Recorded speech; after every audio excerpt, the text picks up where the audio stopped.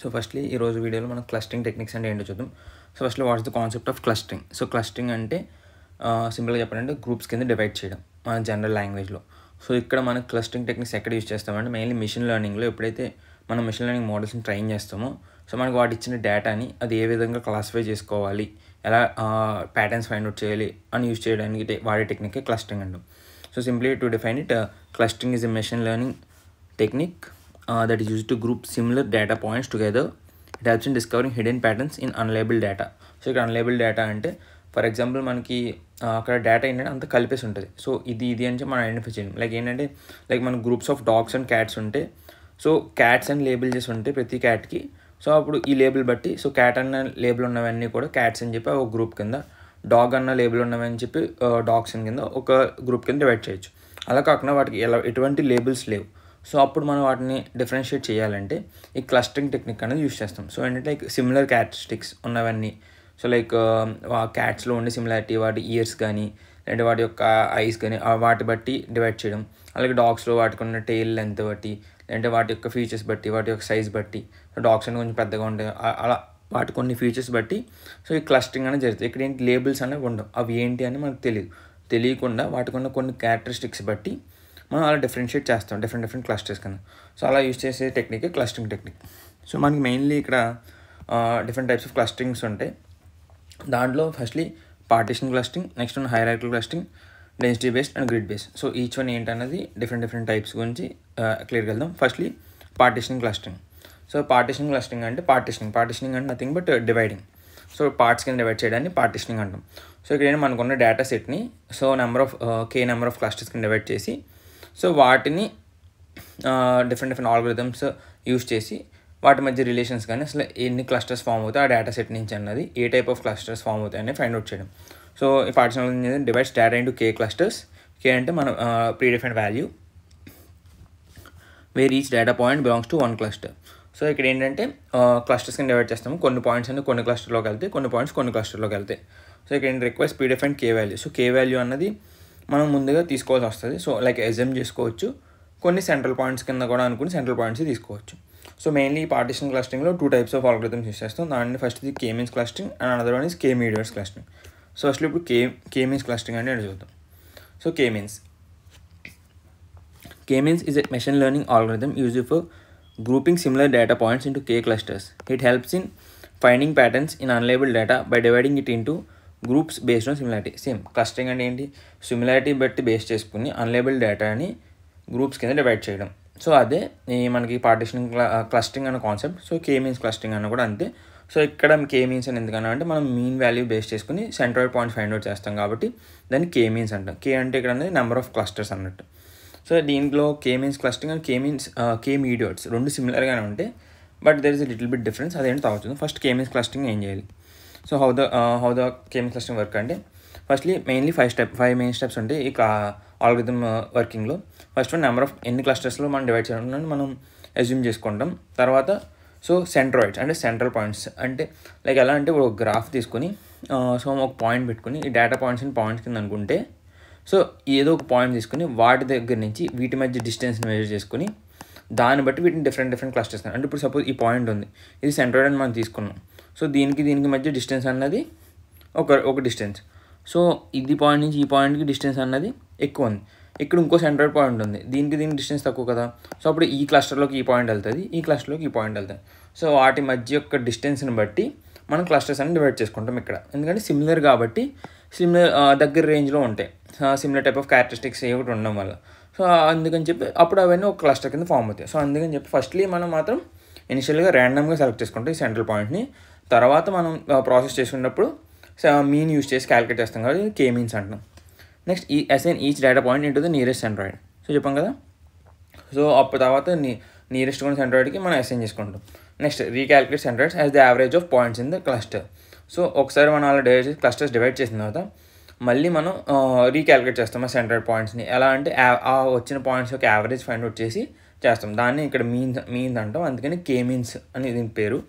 Next ఇలా ఇప్పటివరకు change చేయాలంటే సెంట్రాయిడ్స్ మనం ఫస్ట్ తీసుకున్న సెంట్రాయిడ్స్ అన్నవి ఇంకా మార్చినా కూడా సేమ్ అదే టైప్ ఆఫ్ క్లస్టర్స్ ఫామ్ అవుతూ ఉంటే సో అక్కడతో మనం ప్రాసెస్ స్టాప్ చేయొచ్చు. సో మన ఎగ్జాంపుల్ చూస్తే క్లియర్గా అర్థమవుతుంది. సో ఫస్ట్లీ ఒక ఎగ్జాంపుల్ చూద్దాం.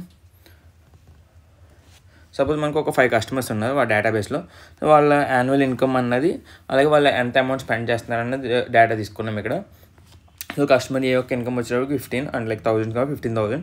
సో స్పెండింగ్ వచ్చేటప్పుడు 39,000.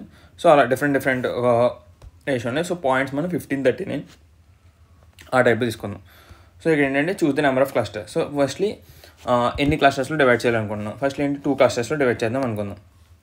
సో ఫస్ట్ తర్వాత ఏం చేయాలి, మనం సెకండ్ స్టెప్ ఏంటి, initialise centres randomly. So centre points అని ర్యాండమ్గా మనం సెలెక్ట్ చేసుకోవచ్చు. సో ఇక్కడ ఏ పాయింట్స్ అయినా మనం తీసుకోవచ్చు. సో ఇక్కడ మనం ఫర్ ఎగ్జాంపుల్ 15 and 39 సెంటర్డ్ 1 అనుకున్నాం, అలాగే 54 and 48ని సెంటర్డ్ 2 అనుకున్నాం. అంటే కస్టమర్ ఏ యొక్క ఏనేమో సెంటర్డ్ 1 అనుకున్నాం, కస్టమర్ డీనేమో సెంటర్డ్ 2 అనుకున్నాం. నెక్స్ట్ స్టెప్ 3 ఏంటి, assign each data point to the nearest centered we calculate equals to each data.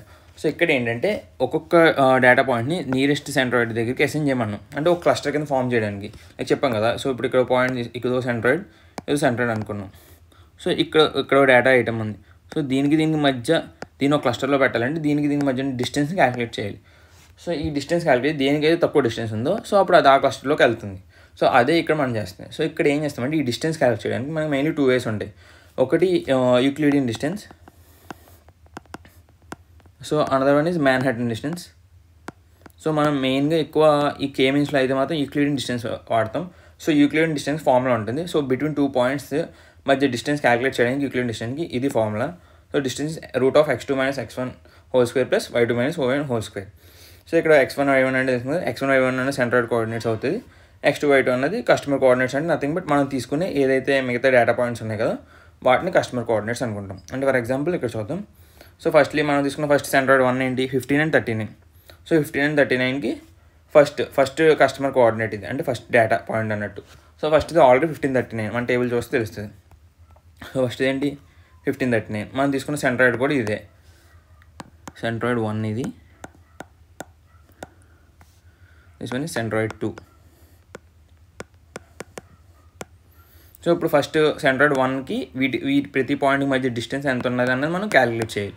So అలా క్యాలిక్యులేట్ చేసిన ఫస్ట్ పాయింట్ కూడా క్యాలిక్యులేట్ చేస్తాం కాబట్టి సో ఫస్ట్ పాయింట్ ఏమవుతుంది, 0 అవుతుంది distance. So it will be ఈ క్లస్టర్లోనే ఉంటుంది. Next one distance to B. So బీకి ఈ సెంట్రాయిడ్కి ఎంత డిస్టెన్స్ అని క్యాలిక్యులేట్ చేస్తాం. సో అప్పుడు మనం ఫార్ములా చేసుకున్నట్టు x2 - y1 x2 - x1 whole square plus y2 - y1 whole square calculate చేస్తాం. అప్పుడు మనకి అప్రాక్సిమేట్లీ 42 అన్నది వస్తుంది డిస్టెన్స్ అన్నది. సో వాల్యూ కంపేర్ చేసుకుందాం. సో ఆ వాల్యూస్ అలా ఉంచాం. నెక్స్ట్ అలాగే ప్రతి దానికి కూడా అలా డిస్టెన్స్ క్యాలిక్యులేట్ చేస్తాం. నెక్స్ట్ డిస్టెన్స్ టు సి అనే కస్టమర్కి డిస్టెన్స్ అన్నది క్యాలిక్యులేట్ చేస్తే అప్రాక్సిమేట్లీ 29 వస్తుంది. నెక్స్ట్ అలాగే డి క్యాలిక్యులేట్ చేసినప్పుడు అప్రాక్సిమేట్లీ 40 వస్తుంది.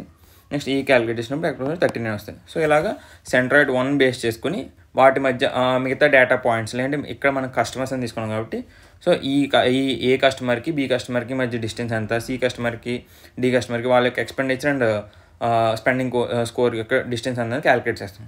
సో అలా క్యాలిక్యులేట్ చేసిన తర్వాత నెక్స్ట్ సెంట్రాయిడ్ 2.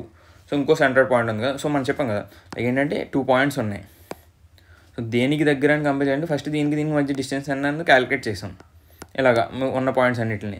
సో ఇప్పుడు ఏంటి సెంట్రాయిడ్ 2 నుంచి ఇట్లకి ఎంత డిస్టెన్స్ ఉందో కంపేర్ చేసుకుని రెండు డిస్టెన్స్ క్యాలిక్యులేట్ చేసిన తర్వాత ఏది తక్కువ డిస్టెన్స్ అయితే ఆ క్లస్టర్లోకి వేస్తాం. సో అందుకని ఫస్ట్ ఇప్పుడు సెంట్రాయిడ్ 1కి సంబంధించిన డిస్టెన్స్ అనేది క్యాలిక్యులేట్ చేసాం.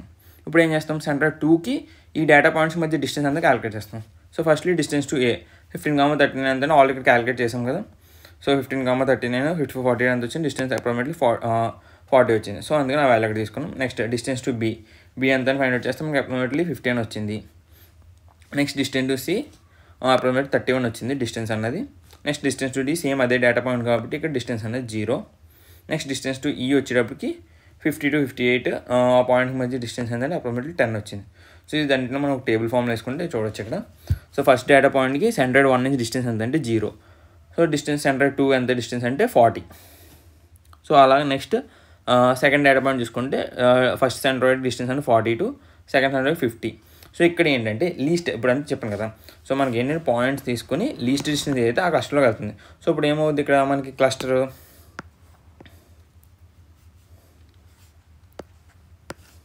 సో ఇప్పుడు క్లస్టర్ 1 ఫస్ట్ 1539 అన్నది. సో 1539 నథింగ్ బట్ ఇది A B C D and ఈ కస్టమర్స్ పేరు కదా. సో క్లస్టర్ 1లో ఏ అన్నది క్లస్టర్ 1లోకి వచ్చేస్తుంది, ఎందుకంటే లీస్ట్ డిస్టెన్స్ సెంటర్డ్ 1కి ఉన్నది ఏ కాబట్టి అది వచ్చేస్తుంది. నెక్స్ట్ బి కస్టమర్ అన్నవాడికి సెంటర్డ్ 1కి మధ్య డిస్టెన్స్ 42 ఉంది, సెంటర్డ్ 2కి డిస్టెన్స్ 50 ఉంది. సో దేనికి దగ్గరగా ఉంది, సెంటర్డ్ 1కి దగ్గరగా ఉంది కాబట్టి సో బి కూడా మనకి ఈ క్లస్టర్ 1లోకి వచ్చేస్తుంది. నెక్స్ట్ థర్డ్ వన్ చూస్తే సి డేటా పాయింట్ చూస్తే సి కూడా అంతే, సెంటర్డ్ 1కి దానికి మధ్య డిస్టెన్స్ 29, సెంటర్డ్ 2కి దానికి డిస్టెన్స్ 31. సో దీనికి సెంటర్డ్ 1కి దగ్గరగా ఉంది కదా, సో సి కూడా ఇక్కడికి వచ్చేస్తుంది. నెక్స్ట్ డి డేటా పాయింట్ చూస్తే 40 and 0. So 40 and 0 and nothing but ఇంకా ఇదే ఆ పాయింట్ కాబట్టి సెంటర్ 2కి దగ్గరగా ఉంది కాబట్టి క్లస్టర్ 2లోకి డి వెళ్తుంది. నెక్స్ట్ ఈ చూస్తే ఈ అనేది సెంటర్ 1కి 39 డిస్టెన్స్ దూరంలో ఉంది. సో ఇదేమో 10 డిస్టెన్స్ పాయింట్ దూరంలో ఉంది కాబట్టి ఇది కూడా క్లస్టర్ 2లోకి వస్తుంది. సో ఈ విధంగా మనకు ఫస్ట్ ఇనిషియల్ క్లస్టర్స్ అనుకుంది. సో ఫస్ట్ ఇటరేషన్ అయ్యేటప్పటికి మనకు వచ్చిన క్లస్టర్స్ ఇవి. సో నెక్స్ట్ ఇంకోసారి మనం ఇప్పుడు ఏం చేస్తామంటే సో ఈ ప్రాసెస్ అనేది మనం రిపీట్ చేస్తాం. ఎప్పటివరకు అంటే లైక్ ఇవే క్లస్టర్స్ మళ్ళీ ఫామ్ అవుతుంటే అప్పటి వరకు మనం ఈ ప్రాసెస్ రిపీట్ చేస్తుంది. సో దానికి ఏం చేస్తాం, మళ్ళీ ఇప్పుడు కొత్త సెంటర్స్ క్యాలిక్యులేట్ చేయడం చూస్తాం. సో లైక్ ఈ కొత్త సెంటర్స్ ఎలా క్యాలిక్యులేట్ చేస్తామంటే మనకు ఆల్రెడీ ఇప్పుడు వచ్చిన ఈ క్లస్టర్ 1 క్లస్టర్ 2 ఉన్నాయి కదా. సో సెంట్రాయిడ్ 1 సెంట్రాయిడ్ 2 బట్టి వాటి యొక్క మీన్. సో లైక్ ఏంటంటే న్యూ సెంట్రాయిడ్ యొక్క 1 మీన్ ఏమవుద్దంటే it will be like mean of A, B, C. So first cluster ఉంది కదా, వాటి యొక్క మూడిట్ల యొక్క మీన్ని క్యాలిక్యులేట్ చేసి మనం ఈ పాయింట్ అనేది తీసుకుంటాం. లైక్ ఎలా అంటే ఇక్కడ ఫస్ట్ వన్ మనకి పాయింట్స్ రాసుకుందాం. సో ఏంటి 15, 39, బి వచ్చేటప్పటికి 16, 81 and C will be 28, 65. So మనకు తెలుసు కదా ఇవన్నీ. So it will B x1, ఇది x1 అవుతుంది, y1 అవుతుంది. సో వీటి యొక్క మీన్స్ క్యాలిక్యులేట్ చేసుకుంటాం. సో అప్పుడు ఏమవుద్ది, like it will 15 + 16 + 28/3, so okay ఇక్కడ తీసుకుందాం. దట్ ఈస్ ఈక్వల్ టు అప్రాక్సిమేట్లీగా మనకు క్యాలిక్యులేషన్ 19.67 వస్తుంది. సో y పాయింట్ ఏమవుద్ది అంటే 39 + 81 + 65/3. సో నథింగ్ బట్ ఏం లేదు, ఈ values divided by number of values mean calculate చేస్తున్నాం అంతే. So it will B 61.67 approximately. So అది ఇక్కడ ఏంటి మనకి సెంట్రాయిడ్ 1 అప్పుడు ఏమవుతుంది, new centroid. So it will B new centroid ఏంటంటే 19.67, 61.67. సో అలాగే న్యూ సెంట్రాయిడ్ 2 కూడా క్యాలిక్యులేట్. సో ఇక్కడ ఏం చేస్తాం, డీకి ఈకి మీన్ ఆఫ్ డి అండ్ ఈ, డీకి ఈకి మధ్య మీన్ క్యాలిక్యులేట్ చేస్తే దాన్ని బట్టి క్యాలిక్యులేట్ చేస్తాం. సో డి అంటే ఎంత, డి విల్ బి 54, 48 అండ్ ఈ ఈజ్ 50, 58. సో ఇక్కడ మనం చూస్తే సో అప్పుడు ఏమవుతుంది, యావరేజ్ ఇస్తాడు 54 + 50/2, అప్రాక్సిమేట్లీ 52 వస్తుంది మనకి. సో ఇది 48 + 58/2. So calculation approximately 53. So new centroid 2, ఇది న్యూ సెంట్రాయిడ్ 1 C1 అనుకుంది, న్యూ C1. న్యూ C2 వచ్చేటప్పటికి 52, 53. సో మనకి ఇప్పుడు కొత్త సెంట్రాయిడ్ పాయింట్స్ వచ్చేసినాయి. సో కొత్త సెంట్రాయిడ్ పాయింట్స్ వచ్చినా సేమ్ ప్రాసెస్ రిపీట్ చేయాలి. సో ఇప్పుడు ఈ కొత్త సెంట్రాయిడ్ పాయింట్స్కి మిగతా డేటా పాయింట్స్ మధ్య డిస్టెన్స్ అనేది క్యాలిక్యులేట్ చేసుకుంటాం. సో లైక్ ఎలా అంటే ఇప్పుడు తీసుకుందాం. సో న్యూ సెంట్రాయిడ్ 1, ఇక్కడ న్యూ C1 అనుకుందాం, ఇది new C2. Same Euclidean distance formula use చేసి క్యాలిక్యులేట్ చేస్తే అప్రాక్సిమేట్లీ 1539, బి ఏమో 1681, C will be 2865, D is 54, 48 and E is 50, 58. So ఈ data point. So new C1 మధ్య డిస్టెన్స్ క్యాలిక్యులేట్ చేయండి, same అదే formula √(x2 - y1 - x2 - y1 + y2 - y1. So ఇక్కడ ఏంటి x2 అంటే ఇక్కడ 15 - 19.67, ఎందుకంటే C1 అంటే తెలుసు కదా 19.67, 61.67. ఇది x1 అవుద్ది, ఇది y1 అవుద్ది, ఇది x2 అవుద్ది, ఇది y2 అవుతుంది. సో అందుకని 15 - 19.67 whole square plus 39 - 61.67 whole square. So మీకు అప్రాక్సిమేట్లీ క్యాలిక్యులేట్ చేసుకుంటే 4.67 వస్తుంది.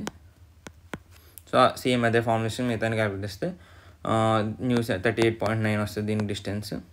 సో అలా ప్రతి పాయింట్ కూడా మీ ఫార్ములేస్ క్యాలిక్యులేట్ చేయండి. నేను డౌట్ ఉంది కింద కామెంట్ చేయండి.